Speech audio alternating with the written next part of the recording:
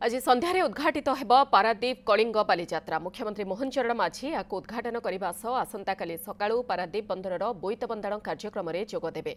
मुख्यमंत्री गस्त आगरू पारादीप रे व्यापक व्यवस्था ग्रहण करा जायछि।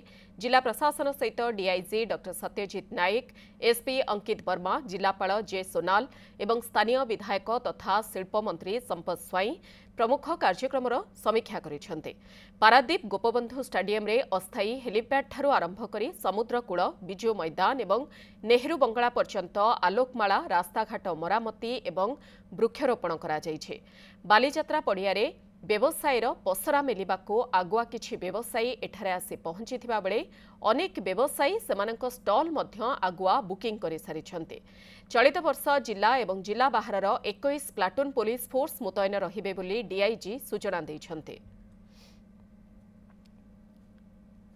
कलिंग बालीजात्रा पारादीप काली उद्घाटन उत्सव आम पारादीप रे जदि आपण माने देखिबे कलिंग बालीजात्रा होची सबुठारु बड़ फंक्शन बा बड़ पर्व पारादीप रे अनुष्ठित हुए एवं आमर उत्कलर ऐतिह्य संस्कृति परंपरा तथा नौ वाणिज्यर गाथा को उज्जीवित करने कलिंग बालीजात्रा प्रति वर्ष भली मध्य एथर अनुष्ठित होउछि। सबु प्रकार हेलीपैड ठू आरंभ करी वेन्यू पर्यंत एवं route lining, traffic management, crowd controls, access control and everything has been taken care of and सबू को मिसाई की पूरा पुलिस फोर्स हमर जिला भीतर केवल नुहंती बाहर जिल्लार मध्य फोर्स आम पाखे आसी ब्रीफिंग एवं करी स्पॉट ब्रीफिंग रे तांको डिप्लॉयमेंट करूछु।